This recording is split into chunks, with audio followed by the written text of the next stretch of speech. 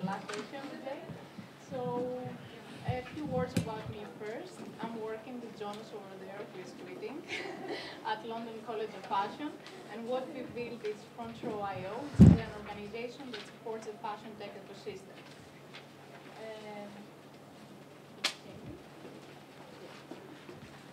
It's a great illustration by Caris Chevis, and it's the ideal fashion tech entrepreneur. So it's precautionary Steve Jobs. And ideally, we want to support the community and bring out the ideal fashion tech entrepreneur and businesses that are strong on the fashion aspect, but also on the digital aspect as well. A little bit more about what this organization does. It will have a series of events that we kick off this weekend with the startup weekend.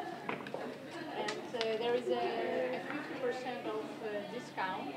If you want to use the word discount, you can get 50% off. It's 13th to 15th of September, so this weekend. And it's the startup weekend with the theme fashion. You can find out more about the weekend at london.startupweekend.org. We have a great lineup of coaches and judges, so check it out. Apart from events, we will also have a series of classes educating fashion people into digital, but wherever there is need to tech people into how fashion works as well. And then we will also launch in 2014 a pre-seed accelerator supporting fashion tech entrepreneurs with mentorship, co-working space, and we will announce more on the site, which is frontroio.com, so stay tuned there to find out more. That's pretty much it for me. I'll pass it on to Sean, who should take more of Dave yet. Number 2, Okay, I'm Dean Johnson. I'm VP of Innovation at Brandwidth Innovation Lab, whichever way you want to talk about it. It's either VP of Brandwidth Innovation Lab or VP of Innovation at Brandwidth. It's the same thing. I've set this up conveniently to run exactly for 7 minutes because we were told to be very strict about this. So this will probably auto-run. Now, when I was first asked to speak here, we work with some amazing clients, and most of the stuff is under an avalanche of NDAs that we can't talk about. So potentially it was going to look a bit like this. So it's pretty much a redacted presentation with all sorts of things covered up that you pretty much couldn't be privy to. Now, as this begins to roll on, you'll start to see, check we're not working with the clicker, I could have exposed all sorts of interesting things that were wearable. Now that, for instance, we're working with all sorts of interesting clients that want things on wrists, that want things to work effectively with other pieces of technology and communicate. So there's lots of connectivity involved. As far as wearables is concerned, that then takes us on to things that you could have worn on your head, but then of course I couldn't tell you about that either. Now that's from the real mainstream, from Google Glass through to things like the Recon Jet to, the business of wearables we're talking about here is potentially content that can sit on these devices, and that's, we specialise in doing that and advising clients and working with startups, the globals. Now, other examples of things that I could have shown you today but can't because it's redacted. All sorts of fun stuff that we're talking about wearables. Now, one of the real things we do is work with entertainment clients, and this is the business of entertaining. And there's lots of very worthy things being talked about the last couple of days. We're not in the business of worthy, to be quite honest. And that may sound shallow, but actually, if you looked at something being very useful as entertaining the world, from things from an orchestra of cars to some very early touchscreen technology that we worked with to very early gestural technology. The business of what we do is looking into what will entertain and will engage an audience and make them want to interact with content. So if that's about wearing something and getting them closer to the action, putting them inside the action, and whether that's from a film to a piece of storytelling, and to merely making something as mundane as a list of tasks, make it feel as something you want to be interacting with. And that's, Brandwidth's history has been in very much being a leader in all forms of technology, and within the mobile space, for the last decade we've worked with apps. Now, an app as a piece of technology is something that we're all used to now, but until the iPhone turned up, no one's referring to that as an app. And we were working with all sorts of mobile technology well and truly under the radar, so that was about engaging with an audience and data capture and getting the audience themselves to willingly want to interact with a piece of technology. Now, when the iPad turned up, 9 months before the iPad actually appeared, we were using a piece of foam board and green screening content onto it to say, look, we think there's going to be something that looks like a big iPhone turning up. You know, the iPad actually turned up, and it was like a big iPhone. But the point was, we were working with Guinness World Records, and we proposed to them they should be producing what actually turned up on day one, the day the iPad launched, as their first app. Their content was amazing. It was exactly the perfect thing for that. Now, you'll see here some of the technology we work with in our research lab. Now, this is about making connected devices that we're currently using, so from an iPhone to a couple of iPads to other things that may or may not appear at some point. But this is about making that a seamless transition, a seamless piece of technology. Now, some of the other wearable technology I referenced at the start was about things like glass and Recon Jet and ceramic lamps Maya. Now, this again is about making that transition from something that makes you look a bit stupid. I'm sure we've all been trying these on today, and that's great that you can. It's a bit like when you haven't got children, it's nice to hand them back again. Pretty much the same thing with glass, because once you hit the street, there's more people that think you look stupid than you do yourself. Now, you know, putting that kind of stuff into practice, again, we have amazing opportunities, and we love what we do, because we talk about things like kitting up people for the Tour de France, or heads-up displays within Formula One. Now, this is all wearing that technology and putting it to genuinely good use. It's not about making something go faster, be more worthy with it necessarily. It's about making sure we've got that information at our fingertips or our eyeballs. Taking that into the museum space, then that's about overlaying amazing information and infographics and reference material, and then taking things through to kind of multi-platform storytelling. And that's not about reading something on your wrist, that's about continuing that story. So if you started it on a mobile device that could go up to a tablet, that could go to a desktop, that could end up on your wrist, and just be part of that story. Again, that's key to it, so, you know, so we love what we do. A great part of that is storytelling. And then, you know, the business of wearables, you know, this is where we start to move into something that kind of monetizes what we're doing. So it's not just about that personal element, it's about the flip side of it, it's from the corporations. Saying, well, how do we then make some money out of that? Well, you use something to say, look, there's an alert here that I'm passing a store. I'm then drawn into the store in a certain section with that store. That's being highlighted as a relevant offer. I can then go and pay using my wearable device.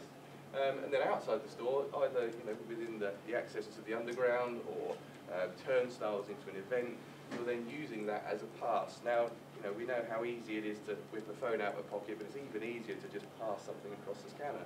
In much the same way as we don't wear watches now because people think, I've got the time on here. I had to get the time out of my pocket. It's still quicker to do this, but you've got to make that relevant. So breaking news, wearable technology isn't the next big thing. Now that sounds quite controversial at Wearable Futures. That's because it's already here. We've already been using that. We've been using it effectively. So I had some great talks yesterday talking about headgear and the fact that the Egyptians were wearing things that for its day was technological. But look, some of these things are obviously clearly more recent, from the earliest rendition of Iron Man, and it's in its physical form in the movies, through to that amazing piece of technology here that stuck a tape on your belt, that turned into MP3s that are now across all of the devices that we use, through to something like, wow, we're talking about smartwatches, but in their day, and to be fair, most of the smartwatches out now aren't particularly smart, and that was a darn sight cleverer than they ever were. That's Brownwidth, that's the kind of stuff we do. We've got an amazing interactive iBook that you can download. It's got more stuff about wearables, publishing, all the amazing stuff we do. That's me, that's us.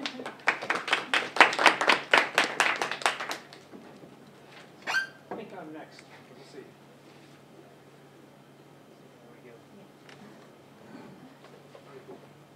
So hi everyone, my name is Sean Seton-Rogers. I'm actually with a firm called ProFounders Capital. And unfortunately, I'm the boring money kind of guy on the panel. And so I thought I'd tell you a little bit about ProFounders, but then just kind of what's changed for the startup community in the last 5 to 6 years, and then more importantly, the things that we're seeing in and around the wearable space on the investing side of things. So ProFounders, that's me. That's how you can contact me and find me across most forms of media. The two most important things, Twitter and email, obviously, in today's day and age. ProFounders is a London-based early-stage venture capital fund. And we set up 4 years ago to take advantage of 3 different trends that we saw taking place within the startup ecosystem. One was the fact that it's much cheaper to build companies nowadays. So it's an order of magnitude cheaper than it was about 5 to 6 years ago, and I'll touch on that next. The second is Europe is a great place to build world-class companies. And if you look at whether it's in the gaming space up in Finland or the music space with Shazam and Spotify here, you see world-class companies being built out of Europe now. And the third, and for ProFounders, and it kind of says it in the name, the most important component of what we do is the idea of founders supporting founders. And it's really bringing that Silicon Valley magic to a European investing kind of style. And so our fund is structured where all the money in the fund comes from successful entrepreneurs. And we've got the founders of lastminute.com, Vivo, TopTable, on the B2B side, Data Monitor, and other companies. It's about $5 or $6 billion of value created by these founders. And the idea is that they're there to help out the companies that we invest in. And a lot of times we are investing in forward-looking technology. So they're not going to be experts in wearable computing, but they're experts in how you build a business, how you scale it, how you create revenues, that sort of stuff. And so that is ProFounders. We made 22 investments so far. The two on the right are probably the closest to what this group knows. So Leap Motion, you guys know the gesture recognition platform. We did the seed round of that about 2.5 years ago on the West Coast. And then Moves app, which is an app on your phone which tracks your activity and what you do. So it does what the Jawbones and the Fitbits do on the software layer. And because of smart algorithms, it can tell whether you were cycling, running, walking, or on the tube, or just on driving your car, which is very cool. And so this, apologies. Oh no, sorry, can we go to the second slide again? Sorry. I didn't label the axes, but that's okay. I can walk you through it. This is probably something very important for anyone who's an entrepreneur in the audience. And the way to think about this is, I call it old school and new school. So the old school way was the blue lines right here. If you were a startup, you'd basically raise some money, prove a level certain of success. Then what you do is you go out a year and a half later, you'd raise more money to prove more level of success. And you have this really stair-step approach. Because of open source software, because of cloud computing, Amazon Web Services, platforms like Twitter and the iOS stores and Google Play, you can get the word out much more cheaply about your business. And it's just much cheaper to create a company in the very early days. So the way we think about it now is you can raise a little bit of money and you can prove a heck of a lot on that small amount of money. And then what we see is that it takes more money to create a massive company. So Facebook, Twitter, these kinds of businesses weren't cheap to build. But in the early days, they proved a heck of a lot on quite a little bit of money. And so that's why I think in today's day and age, it's the most exciting time in history to actually be an entrepreneur nowadays. So then very quickly, our thoughts and what we see. You know, let's be honest, the #1 wearable device, I mean, we all carry with us, is this, right? And so it's being carried by, people have multiple of them. I think I carry 2 or 3. That's where, from the business perspective, the focus is right now, because that's where the money is right now. And so that's where you see people putting a huge amount of time. But I think what's interesting is that we are seeing different segments start to emerge from the investing side in and around the wearable space. The way I thought about it was it breaks really into 3 different categories from what we see, and each have different monetization potentials, different opportunities to create large companies, and different audiences as well. So the first one that people started looking at is basically taking computers and putting them on other devices as well, right? So basically Google Glass or the smartwatches, which is basically just taking computing power and putting it in a different place with what you could do. You could carry your iPad around and kind of research something and look at it, but it's great that you can get it kind of empowered just directly through glass. So that's sector #1. Sector #2 is the whole health space. And this is actually where people have probably invested the most amount of money from a venture capital perspective. And that's devices, so that is the Jawbones, the Fitbits. There's one in California called Hello that does your heart rate and perspiration rate and all these sort of things. But it's also coming in clothing as well. And we've seen quite a few companies that are developing smart clothing that can detect these kind of things. So you can imagine in the hospital, someone puts on a shirt that can detect the heart rate, can detect perspiration, can detect a lot of things from that as well.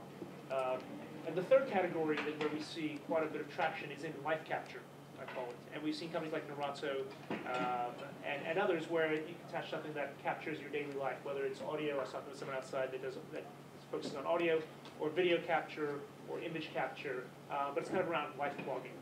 So those are the three that we see right now. The truth is, I'm at this conference because there's far more exciting things being done with that.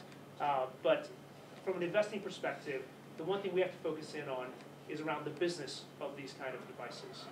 And so we have to think about not only how cool, how funky, how amazing it can be, but actually what's the business model behind it, how quickly will that be realized, how quickly can we create a company out of that. So anyway, those are my thoughts.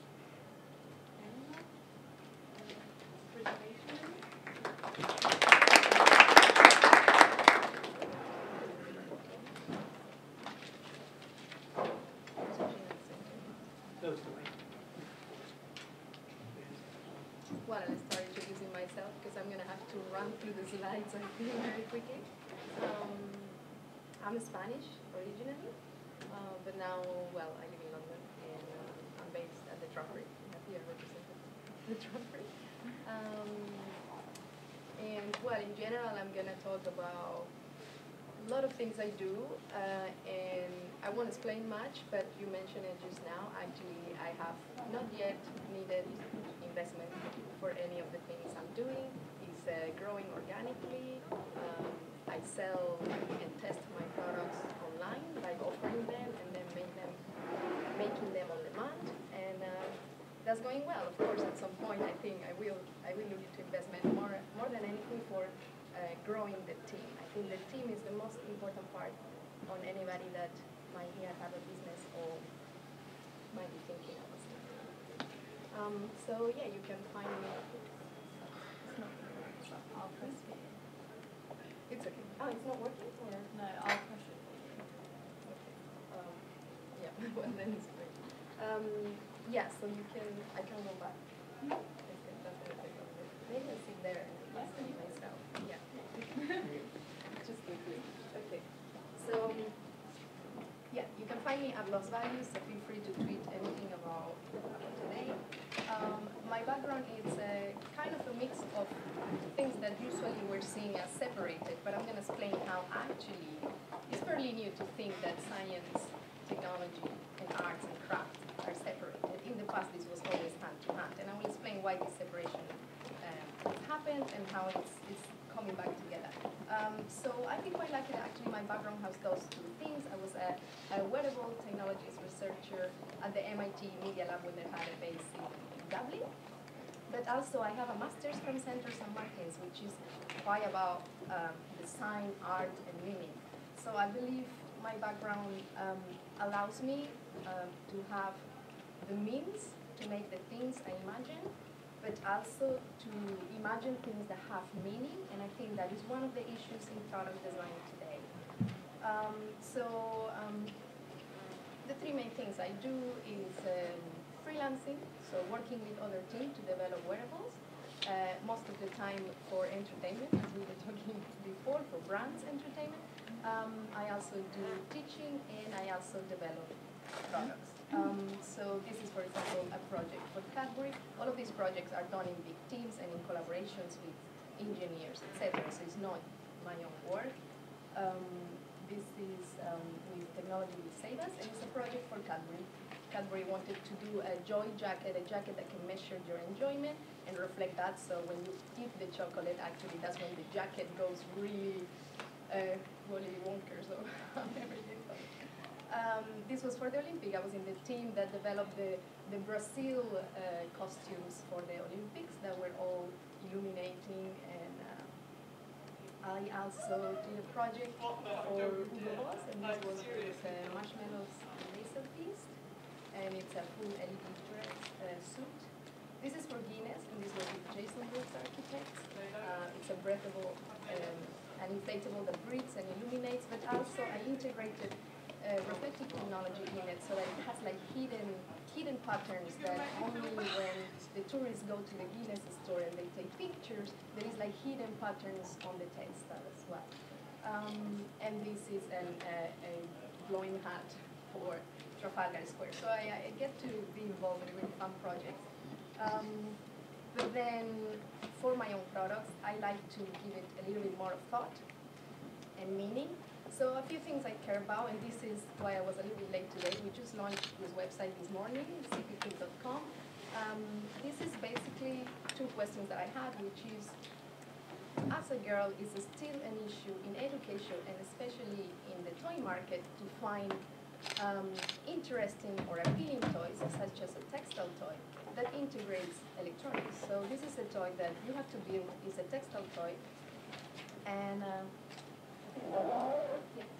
the ears is a smart material, so the eyes light up when the ears touch each other. It's very straightforward, but it allows girls to get this first approach to electronics, but also it allows kids to start learning about this kind of new materials. If the world is going to be about flexible technologies, how are the kids starting to get a feel of these technologies? So basically, it's just an electronic kit that is a plush toy, and you have to build it yourself. And it's part of a very rewarding part of my work is when I do teaching and workshops, especially with kids, and you can see the spark of someone that maybe will end up being a scientist, but otherwise it wouldn't have had that. Another thing I really care about is, we all know, the environment, global warming, and how technologies affect that. This is a phrase from Agathou that says, all technologies combined with a number has made us collectively a force of nature. And this really makes me just trying to be slightly more careful in the design process about how the things are produced, how the packaging is made, how is the product gonna end at the end of its life? Is it gonna be recyclable? Is it gonna pass through generations? These are things that we are kind of ignoring, and it's a designer's duty, but also I think a privilege to be able to be more thoughtful with the things we design. So I do a lot of research and experiments in how these wearable technologies are powered. So from obvious solar technology or kinetic technology, to even how they will be powered inside of our bodies, such as using glucose and other systems. Then wearable technology is not all about electronics. So I also do experiments with smart materials that can have a behavior, a response, and a state before and after, and not necessarily use electronics. So this is for global warming awareness and to collect funding for skin cancer research. Is a jewelry project that we're launching on Cancer Day, 4th of February. And it's a crystal that looks like quartz, but it's actually changing color on the sunlight. And you can see there the crystals growing. That's the final stone. And well, it's gonna go fast by. That's launching in February, and basically when you wear the jewelry, it can create a conversation, because the jewelry is white indoors and then it changes color outdoors. And it changes very fast. It makes you very conscious about the effect of UV rays in the environment. And it raises money for skin cancer research. And then another brand that I have, this one has been going on for a while, also doesn't integrate technology. But what I wanted to do is actually to revive local production of wool. Wool is a product that used to be very strong in the UK, especially in Scotland, and a lot of companies are closing down. So I developed reflective wool, and it's totally locally produced using Scottish wool. And it looks, I can pass this around, it really, really looks and feels like any other wool product. And basically the idea there was that these things can be locally produced. And this we made on demand. We have a system that in 3 days your product is done. Because it's local, we can respond to the true needs of the person can customize it. So I feel that that's a better system. Financially, we don't depend on having stock. And I think also not having a stock is part of the environmental concerns of the brand. Etc., etc. For anyone else, it looks like any scarf for the cars, or whoever paparazzi takes your picture, it actually looks like this. So I'm sure I'm running out of time, so I'm gonna rush through. It's hard for me to say I'm a designer. Most people don't really know anymore what that means, and mostly when you say you're a designer now, people think you are a programmer, you are developing something virtual. So I call myself a technology artisan, because I believe those two words explain the means and the meaning that that I care so much about. By means, I mean the three main means that makes you make anything. It's you need to understand materials, the tools, and the skill. You need to have the skill to use those tools and those materials to build something. And here is where I'm going to explain why those things now seem to be so separated. So before, if you wanted to do a jumper, you need to know what wool is, you need to know what these tools are, and you need to have the skill to put these two together and make a jumper. But not only that, we are forgetting that actually the women in the past, they used to do the wool themselves, so they knew this technology very well, and these were women. And we have a problem today with this. This was never a problem before. So they knew exactly all the technologies, the skills, and tools that they needed to know. What happens today? Let's say the new knitwear, which is like a 3D printed chain. Turns out that if you want to do this fully, you need to know those materials, which are more about chemistry. You need to know those tools like 3D printer, which is about engineering. And you need to have the skills to do the design, which is more about coding, mathematics, etc. Very rarely you will find all of these skills in one person nowadays. And that is why the big separation of how the science and the art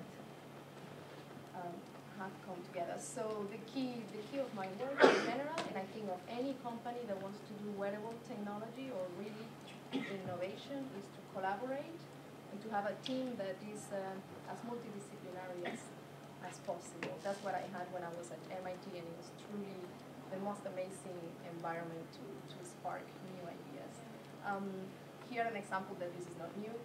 The sewing machine, when it had to become domesticated, so the sewing machine was only for purpose of industrial, but then people started to want it in their homes, so artisans and engineers had to work together to design these machines so that they would fit with the aesthetics of the time. And that's what's happening with wearable technology, because most wearable technology designs want to appeal to the masses. They're actually quite neutral and minimal, and because they have to be mass-produced. So I'm really looking forward to models that allow people to have more personal designs, and fashion is about that. And I think that's one of the challenges for wearable technologies.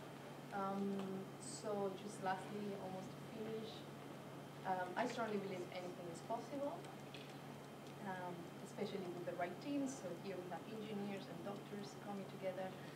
Then when everything is possible, what they reiterate a lot at the MIT Media Lab, Nicolas Negroponte always told us, what is it that truly matters? And this is what happens when products are made, and this is what happens when you don't want them anymore.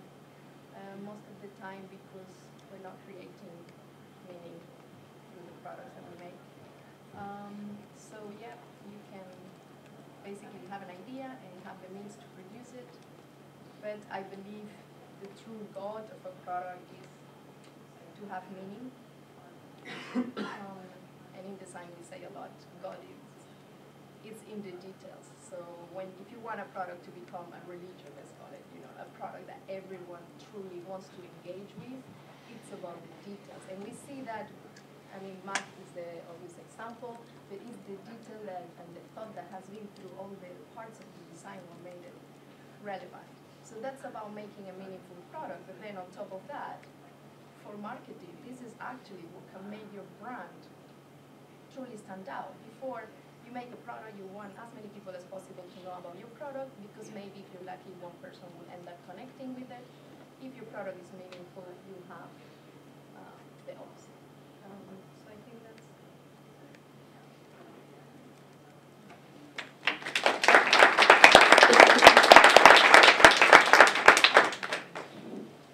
Great. So Elena, if you want to come up and can move to questions and answers, which I think is the most interesting part for you as well. I don't know how many here in the audience today are into wearable tech business, are thinking to start their own business, or are working with a startup. And I see 2 hands, 3. Oh, there are some people, yes. So looking forward to your questions later. Don't be shy. So I wanted to start. Yesterday there was a lot of talk about how, with the traction from Google Glass and the excitement around wearable tech, it seems to be the perfect window of opportunity to start a business, and many strain the point that we shouldn't miss out on this opportunity, because later we may lose interest from investment, we may lose interest from the public. So I wanted to ask you, what do you think are the challenges of building a wearable tech startup now? Is it scalability, is it finding money, educating people, the design process? Let's hear from your perspective. Elena, do you want to start? Scalability is an issue, and we are currently thinking of that because the demand is growing for some of the projects we are working on. So for some projects that we know mass production is not the easiest way, we are doing workshops. So we are testing how people react to the technology by showing them how they can make it themselves, or by making kits that you can build yourself. By making the kits, if something fails, or we make gloves with integrated lights and all of these, but it's not really waterproof, that because people make it themselves is not such an issue there, and that's where we are learning about the product. But I think in general, most of these wearable technologies, I mean, depending on what we're talking about, if we're talking about portable technologies, that's fine because they're encased, things like these, like watches, phones, the wristbands. Because another thing is, as you were mentioning, one of the companies you're supporting, it's like the fuel band, but it's actually all in your phone. It's like most of the time, a lot of the technologies we buy, they could actually be apps, like many of them. So there is that, but yeah, portable technologies obviously are easier to mass produce. Anything that is truly wearable, you are going to have issues of breakability with movement, or you're going to have issues of waterproofing, etc. So I don't know if I answered, but it's complicated. What else do you think startups should focus on more time? Well, I think part of it is proving the acceptance of the market. So, for instance, we can all sit here and, again, it's been great these 2 days because there's some incredible stuff out there, but it's not always mass market. And part of that is just the familiarity of the usage. So, for instance, probably one of the best examples is when the iPad appeared. I remember talking to an audience and saying, I've just got my hands on an iPad, and someone in the audience just said, isn't it just a big iPhone? So, yes, it is. I mean, that was a negative and a positive. The negative was, it's just a big iPhone, but the positive was that people immediately understood how to use it. So Apple had launched something into a market that understood from the second they had it in their hands how it worked, because they had 2 years of work with iPhone. I mean, that's I referenced Google Glass earlier, and that's, at the moment, that's providing us with some amazing technology, and it's amazing to use. You kind of put it on your head, and you go, that thing is in my head. That's technology. That's the bit of magic. The bit where it falls over is kind of, I would say, again, you look a bit stupid. But that's because of the social acceptance of it. But there's also it's the physical barrier. So there's if you're talking to someone wearing Google Glass, the immediate thought is, one, okay, that's a bit stupid. 2 is, are they actually listening to me? Or are they checking their emails or tweets or whatever else? Or are they filming me? So there are so many barriers, and that's the physical visibility of that. And we saw just now you've got the kind of the digital contact lenses, and Vega in Seattle doing some great stuff with that. But that removes that. So okay, it could be sneaky. Someone could still be filming. You could be doing whatever else, or you could be checking your emails. However, we get to that stage because someone has something in their eyes and it becomes that second nature. So I think, for a startup, it's knowing how far to push something, but it becomes a viable investment because it's something different. Or do you just fall into becoming part of the market that it understands that market so that it's adopted?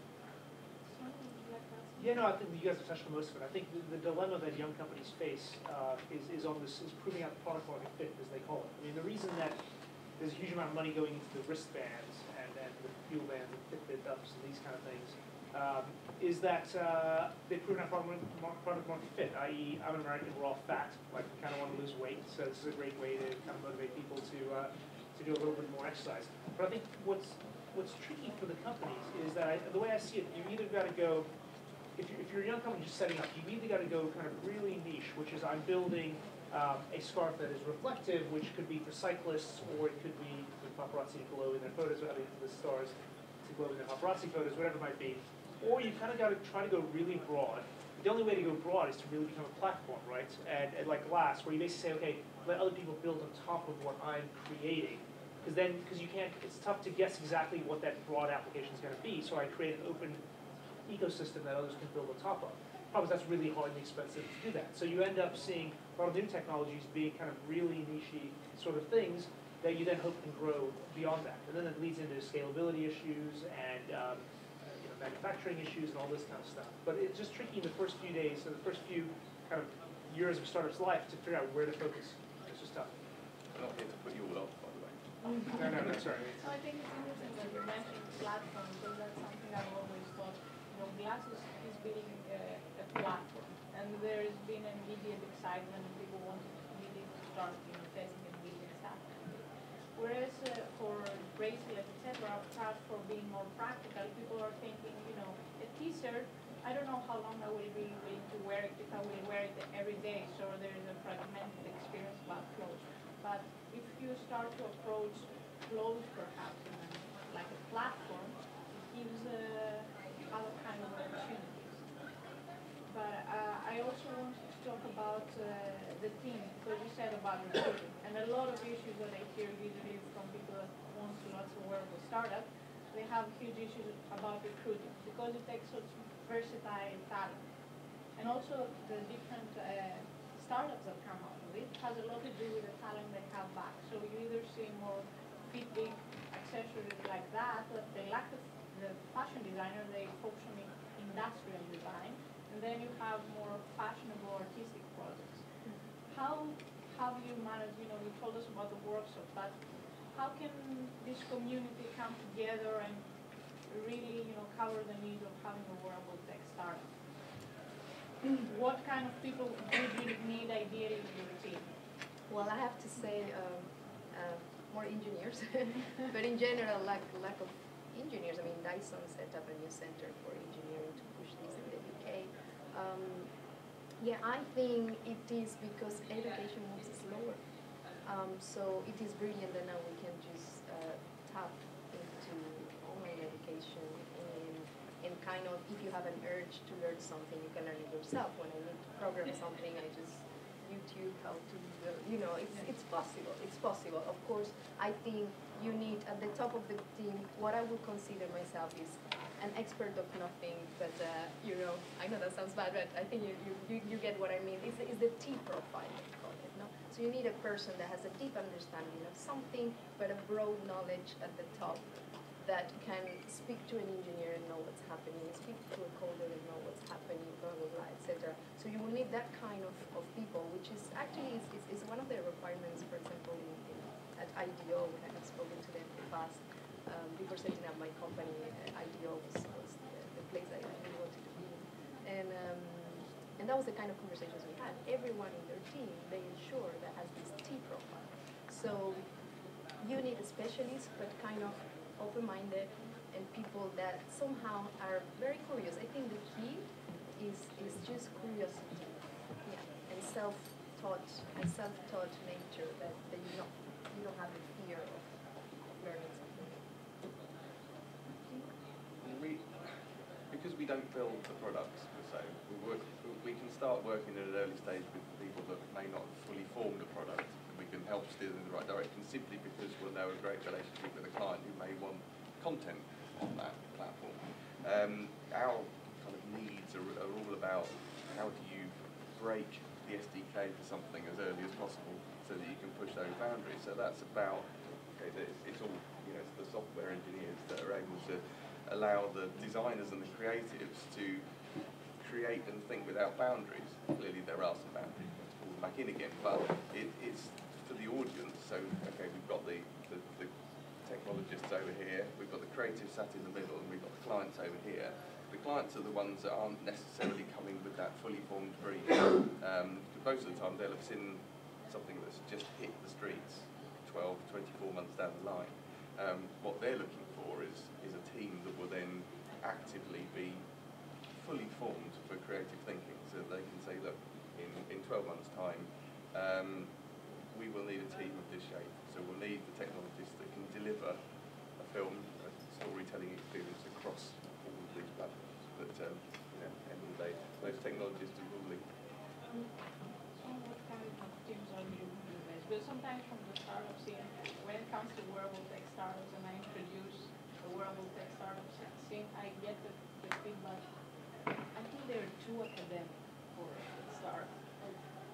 I mean, you've talked to many people, but what's your sense of what kind of team are you looking for? Are you focused on them having strong business ideas, scalability, or focusing more on being able to build it? Or I think the saying too academic is an easy kind of cop-out, because frankly, Google came out of academia, and it's a pretty valuable company, so that worked out okay, I think, for everyone.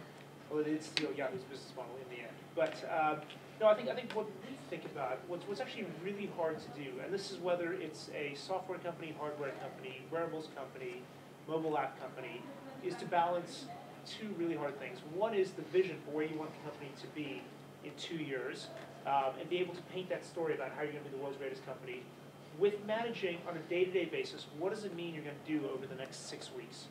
And it's a constant tension between the two. And what we look for in founders and management teams and CEOs is the ability to link those two together and come up with a cohesive plan and then execute against it. And frankly, it's really, really, really hard. So we see a lot of companies can talk a good story about where they want to be, but there's no execution whatsoever to get you there. Or companies that do a lot of little things all the time, but there's no cohesive plan, strategy or plan for where they're going to be in 18 months to 2 years. And so that's what we spend our time looking at as a team that can talk with both sides. We will go to questions in a few. So we talked a lot about scalability and production, and you are very aware about production, having a sustainable business. But can you really be competitive? How can you make sure the margins are there? What happens on the production side? How difficult is it to overcome these obstacles? It's well, for example, in my own background, that is not a business background. This is something I suppose I've been learning. I am everyday learning, but we have there is an issue with, for example, the retail margins. So we try our hardest, and well, something I was going to comment before as well is I'm Spanish, and I remember when I was little, obviously everyone saying, you have to learn English because that's what's going to open all the doors, etc. I feel today you do definitely want, as much as possible, anyone in your team to know coding or have a sense of it. I think it's the new English. It's like wherever you are, if you don't know a little bit of coding, you're going nowhere. So I've been looking into the new market strategies and a new person that we're trying to hire for the marketing team, which is what's been called now a growth hacker kind of thing. So it's no longer just this marketeer person, but someone that understands how to use tools that are available out there, free tools, and do growth hacking of your business. So this is something that we are slowly learning. And a big issue is how to use retailers more as marketing than, I don't know if I'm explaining myself well, I'll go deeper into it. We use retailers, we select retailers very carefully because the margins when we sell wholesale are obviously low. So all retailers are especially selected because it's kind of the marketing strategy for us to be seen and to be associated with the right retailers. But in general, we don't want, basically we go for quantity instead of quantity in terms of sales. Because you can obviously you do the same selling 100 products for £1 and one product for 100 pounds, etc. But when I think a hard part is pricing of the products, and it is basically good retailers here in London who take 2 parts of the final price, leaving 1 part for the producer, etc. And these are things that maybe not everybody is so aware, but that means, that's 1/3 going to the company, from which 1/3 should be the cost, because then you need the other 2/3 for fixed cost and to reinvest in the company and salaries. It's really a big issue, and the way we are dealing with this is by working on demand, making sure that we can deliver the products in a short time. Some of them might take a week, but honestly, people seem to be fine with this. They're fine to wait. They're fine because they can choose their colors, etc., etc. Now that might change as some of the projects we're working on are becoming more technologically complex. So maybe next year I can tell you more how we're doing. What do you think, guys? When it comes to wearables, it's not at the range of Topso, and it's not at the range of Hermes, so it's a different price range. Is it a different customer? Is it a completely new different market? How do you find that which person moving beyond the early adopter? It's probably a natural evolution because, again, I would feel I wouldn't want to be a business right now that was purely in wearables. Whereas, as an agency, we're a digital agency, so it's about content that appears digitally anywhere. So it's kind of digital content in a physical world. So that audience is still the same audience. They just want to access their information, their experience, their personalisation to a certain extent as well across whatever is the most convenient thing for them at that time. So it's the most appropriate content on the most appropriate platform at the most appropriate time. So how does that translate to the top shops, the whoever of the world? Then you go back to the watch analogy. That was as a utility, that's something that tells you the time. But actually, it's a fashion accessory, and it's a way of getting your own personality across. Where the smartwatches are failing at the moment is that they're actually treating it as something that's a generic piece of equipment that's attached to your wrist rather than the extension of your personality. Because let's be honest, so the fuel bands and all these kind of things, they're fashion accessories for the most part. Because it basically tells people, hey, I really care about my body and I'm into running and cycling. It's more, it's what it communicates externally than actually plugging it in and seeing that you kind of, because frankly, we all lead pretty boring lives. And after 2 weeks of wearing my fuel band, I kind of knew what I did, how many steps I was taking. And yeah, I took the stairs some more. But frankly, it was rare that I would have kind of a great day that was out of the ordinary. It's kind of the same every day. I have to say, in that case, because I talked to a friend that has one of these, and it uses it mainly because he gave one to his grandmother. So I think where it's important, it's more in the human side, the human side. So the meaning of a lot of these technologies is not so much about knowing about yourself, because it's true in the long term. I mean, you know what you do, you know you can do better. So it's when you can know if your grandmother is fine today. She has not moved a lot. I don't know, your pet. I mean, there's lots of products now developing for pets. That's right. So I think that's what I'm trying to say, that it's the meaning, the true meaning, and the success of Facebook. We care for our people, and I think if technology is actually allowing us to get closer to these people, that's when I think it has more value. Do you have any favorite examples of a wearable tech startup, somebody that you think is doing it right? I want to hear if you have somebody, because most people I've heard talking about is like, oh, glass, it sucks. How design, Fitbit, I hate. Everybody has it. Everybody seems to be super negative, but I haven't heard anybody say, I've heard about this very cool startup and I'm really excited about that. I heard about this great company today that makes these very cool scarves that light up. I think it's very cool for cycling. I hate actually strapping those stupid reflector things too. You've got a really cool scarf. I feel very European then on my Boris bike. My scarf, it'd be fantastic. Exactly. Thank you for that. Yeah. Yeah, I don't think I'm from Texas. I couldn't pull it off there. Yeah, actually, we use also that idea that now with the public bikes, you might jump on a bike without having planned it when you left home. So if this is part of your normal outfits, then win-win. And also, when you arrive to your destination, you don't want to carry a big bag. If you're going out or you go to dinner, to hide all of these devices, it happens with any wearable. You want it to be part of your everyday life. A research I did once was about these phone detectors for elderly. Not only when they wear it, they feel very like, oh, people look at me like I have a problem, so they don't want to wear them. but they forget to put it on in the morning. And it's just this device that everyone can tell, oh, you are forgetting things, or you are. So we worked into jewelry. Obviously, there is an issue there because it is more women. There's a gender differentiation there. There's more women that will wear jewelry than men, but we had this technology, fall detector alarm technology on jewelry that will be pinned on the cardigan that they will naturally put on every morning without having to think about it. And it's a beautiful jewelry piece that no one, so these are the details, the fashion details. It's like you want this to be as invisible as possible. So I think, from my understanding, what I believe the best companies are right now, I see it in my goal in two sides. I see it that if the wearable you are producing is truly a need, and I think I'm talking more maybe of medical need.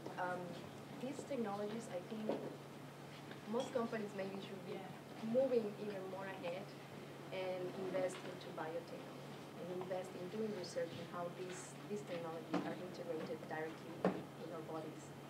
I'm sorry, I'll interrupt you. So We only have 5 minutes, and I really want to hear some questions from the audience. So in the back. So it's a great idea to scarf, but from a business model perspective, I don't think it's very complicated. You build it, you make it, someone will either pay $50 or $400 for it. That's fine. So it's like a smart materials thing. Yeah. From a wearable technology perspective, I think perhaps there's a different challenge related to things like data. So the Fitbits and the Nikes and all the rest of it, that's fine right now because people want to do that. But that's, I think, as you've been saying, that's 1 or 5% of the market. What happens when prevention mandates will suggest that you might want to wear their wristband? There's a completely different business model. So my question relates to the role of personal data sharing in wearable technology and what kind of things like that. It gets really tricky, right? Because you've got to respect privacy kind of laws and the privacy of individuals versus the collective benefit that you get out of this data, right? So I look at 23andMe in the US and what's going on with them. I find fascinating. I was one of the first people to sign up for it. I found it hugely illuminating and amazing. I have a high propensity to go bald, just in case you didn't know. 23andMe did tell me that. About 15, 20 years too late, but it was good to know. But it's amazing when they start aggregating this data together, what you can tell about individuals, things that you can learn. But it is a really tricky balance. But I think in the end, individuals will make trade-offs. The same way insurance companies on cars now say, hey, listen, if you want to put the device in your car so we can see how you're driving, we'll give you a discount. And some people are going to go, no, it's not worth it to me, which, by the way, you then raise their rates by 20% anyway, which is another thing. Or you basically say, okay, I'm willing to make that trade-off. Now, the reason I use Google is because I'm willing for them to track me across the web, but I get a huge amount of benefit out of it. So I think it'll be on an individual, case-by-case basis at the end. Please, I have a question for both of you. You talked a lot of market adoption of people, the funnels have inverted, and how, what do you think about that, with that model shift, because also the funding rounds depend on whether people can, proof of concept and whether they have market penetration. Do you think and we've said that media-wise, it's this whole idea of wearable technology, it all comes down to behavior change and whether people are going to use it or not. So I think that there's a nice marriage between the three of you. What do you think about from the VC perspective? So I just think it's a continuing trend, right? The benefit of the web was the web is there's waves of technology. The first wave of technology that had massive influence was mass transportation and the railroads, right? Because what it does is shorten distances, and all of a sudden you could produce your product in one place, ship it, and have it distributed in another place as opposed to building everything locally. The internet reduced distances and time as well by allowing you to sell online. And as you move more towards kind of 3D printers, this kind of stuff, you can actually invert the funnel, invert it, and actually basically only build upon already selling something, right? So it's just the continuing degradation of time and space from a business model perspective, which is fantastic. So I think it's all positive sort of stuff. But in the end, I'm led by what these folks are doing because I'm just dumb money that we follow good ideas. Do you want to add something? No, just obviously what everyone talks about Kickstarter. I guess for venture capitalists to see how Kickstarter is actually allowing people not only to get the funding, but even to know what the product, to mold the product through the process. I think is fascinating. Question over here? It's just a question. I just looked at your kiddie kit, which is a brilliant idea, and saw that it was not on the high street. And talking about in response to Jeff's question about new business models, not on the high street is a new business model in terms of being a marketplace. And do you see that as a key, I suppose, key channel moving forward in terms of marketing more personalised and wearable technologies, or more products that are more individualised? Yeah, if you can organize your production in a way that the products can have some kind of customization, I think that is going to grow. That is going to grow, and 3D printing allows this straight away. So this is what is called mass customization technology. So you can have products. But do you mean this? But do you think there's enough channels to market at the moment in terms of retail? Customizable products? Yeah, because there really is not on the high street as an alternative to say, what's happening in the retail market, which is sort of the rise of Poundland and things like that. I'm sorry to interrupt, but not to turn this into the discussion we can follow later, because I see there are more There questions. is not enough of those, that's true. Okay. Here on the back and then to you. Okay, this question for the panel. In terms of digital content creation or digital filmmaking, do you collaborate with the independent filmmakers, for instance, at all? Or give them the opportunity to learn about your product, so maybe they can help? Or you help and they help you in everything they're doing? We had our quick discussion last night. Ah, okay. It is a great platform to get, to get futurology essentially out there, because there's a brilliant opportunity to say, look, we may base this in facts, but there's an element of fiction there, and certainly what we do is try and not just predict the future, but shape it. But yeah, there is a step beyond that as well. So that's where, if you're not advising a client to put their money into something, there's a great way of visualising that and bringing it to a wider audience so that they can be more accepting of it. It's a bit like that education of being used to something. We've all seen Minority Report and seen Tom Cruise waving his arms around in front of a gestural interface. We were making those at the same time that the film was coming out, but that wasn't mass market until something like Leap came along that was working off Connect, or the education of people being used to Connect from Microsoft. So, that's, anywhere we can boost that understanding is always a good thing. I think we have a question over here. Yeah, I'm afraid I wanted to bring it back to retail and the sort of channel question, and I'm sorry if I'm almost boring myself, but I keep seeing parallels between the kind of wearables market, whatever that is, and assistive technology, connected health, and that whole biggest market that sort of never was. And I think one of the challenges in a market training phase is actually how do you get stuff into people's hands. And I know everything's digital nowadays, but there's no substitute for actually allowing people to see stuff. It also strikes me there's an awful lot of retail property on the high street that's got nothing in it at the moment. And it seems to me that bringing people together to kind of inhabit space and do market training would be one way in which, if we could get enough sort of people together, you could actually sort of create spaces in which the market could kind of learn what is there. But I think, yes, this stuff is all digital, or often is largely digital, but fabrics and other things people need to try stuff on. And so I think there's a kind of a missing piece there, which this market's going to take an awful long time to kind of get going. Retail's never going away, right? What is the most efficient retailer in the world is Apple. Sure. They have the highest sales per square footage, and frankly, they're not you never would have thought of them as retail stores, but frankly, people love to fondle their products, right? You go in there and you're like, oh, I should feel the new iPad Air and see what it's like. So it's not going away. It's a different experience, and the way it's set up, it's not about having a big store with 80 million of them in the back. It's about, here's a few products, try it, and place your order online, and it'll be with you tomorrow. But they're training centres, right? In the sense of let you explore, and I think that's what.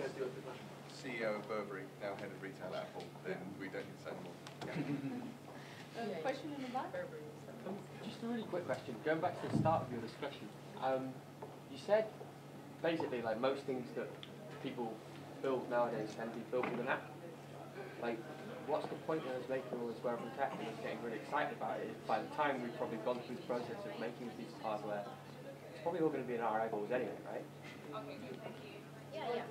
Well, what I was saying before about biotechnology, I really feel that if the idea you have in your head is truly essential, most probably invest your time in to see how that can be integrated in the body. And I say this because all the taboos one might have about these technologies being integrated in the body are already broken with plastic surgery. So people will actually endure going to surgery just for aesthetic reasons. So I think that is really opening many doors and many questions about how much we respect our body or how much fear we might have. The only problem with these technologies is obviously mainly that technologies change very fast, so when you go through surgery to put something inside that 12 months later there is a new version of it, etc. You just you download the new update. Yeah. Exactly. So it is for the technology designers to stop doing this building obsolescence thing, you know, and be more thoughtful and say, let's build robust things, because they might end up inside of our bodies, and then it's the apps, etc. What you can update. In terms of how the things are powered, that's advancing very much, and I don't know if I mentioned it before or yesterday, there is lots of research on how things can be powered with glucose, which is kind of more and more an excess in our bodies, nutrition. So you're right. I think we have a question. I was wondering who you guys think is going to win the wrist war, and if at all there are the wrist devices right now are going to go beyond being just a novelty device. I've got redacted NDA all over me there. I can't say anything. I don't know. Is Apple going to launch one soon? Supposedly, I don't know. I mean, the reason why there's so much money flowing into it is because actually people are spending a lot on these products, right? They're kind of $80 to $100 products. So from a startup perspective, you actually generate revenue immediately. So people love that from an investing perspective. But they're definitely going to do a lot more. If you think about what you can do with them, there's one called Hello in the West Coast that is doing a lot more than just steps. It's actually doing heart rate and perspiration and other things as well, and GPS and all this kind of stuff. So, you know, I think the form factor actually works really well for a lot of things. But as far as the winner is, gosh, I don't know. I think we're over for questions, so if you have any more, make sure to stalk these guys on Twitter or in real life. Thank you so much.